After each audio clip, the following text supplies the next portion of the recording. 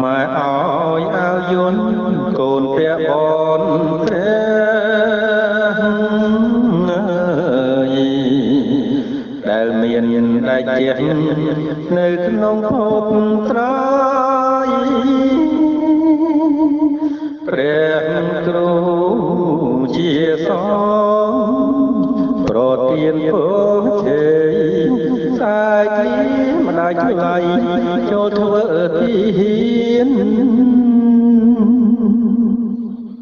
ពូជខ្មែរឈាមខ្មែរ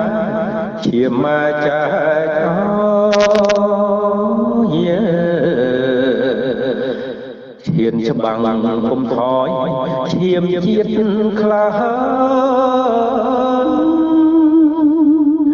បើខ្មាំងមានអ្នកកូនស៊ូដោប្រាពិតពុំបើក្រា